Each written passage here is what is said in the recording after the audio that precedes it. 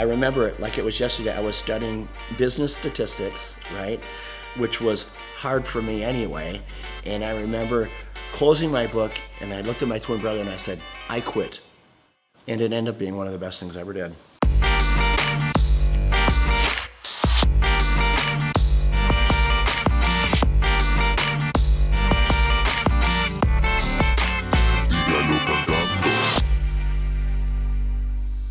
Personally, I didn't get the opportunity to go to college, and I'm glad I didn't, because you meet a friend and they're like, oh, so where'd you go to school? You know, they're kind of asking where you went. I'm like, I went to the School of Hard Knocks. I would rather be street smart than book smart any day, and I learned a lot the same way you did. My dad, with his small grocery store, when I was 8 years old, he gave me the opportunity to sell popcorn in front of his grocery store.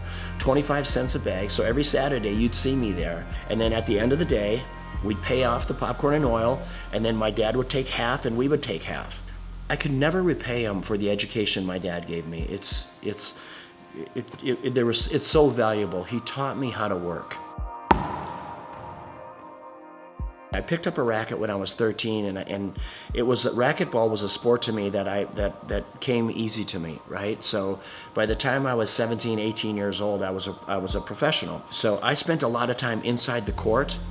And at that same club was the same club that offered me a job when at the time I was living in Orlando, Florida. The club was losing money, and they said, hey, Peter, if you come back and run this club for us, we'll pay you $16,000 a year, but we'll give you an opportunity to buy us out with the profits that the business generates. So for me, that was the opportunity that I needed. I had to get creative. I started bartering. So I went to the carpet store in town, and I said, tell you what, I don't have any money, but I have memberships. How about if you give me carpet and I'll give you memberships for all your employees?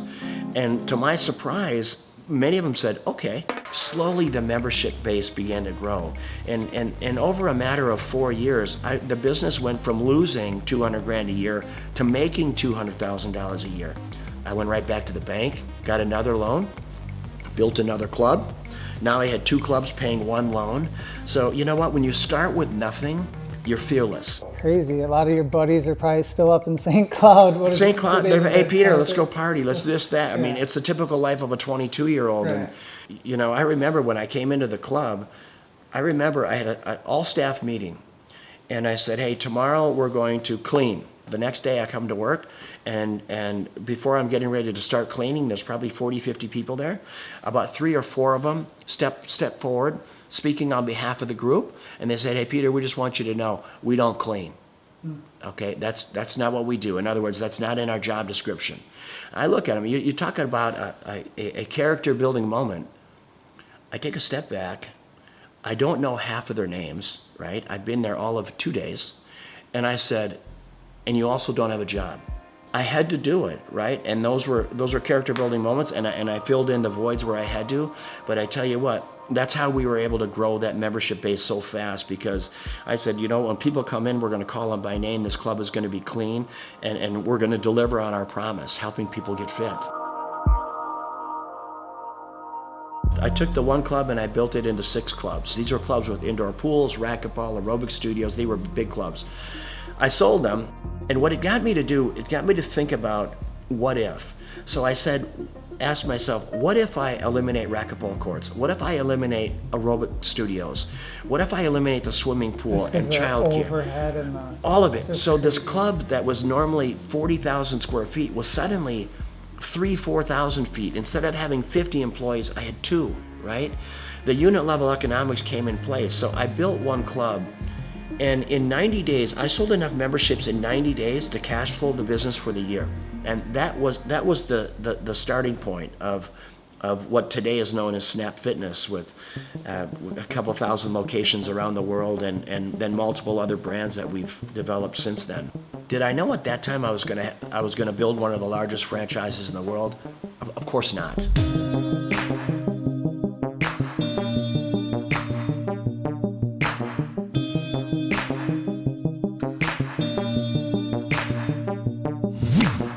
Your vision of success, now that you're here, you have it, you got your cars and you got your beautiful home, and is it what you think, or is there some things, with the success you've had, things, maybe you do differently, or?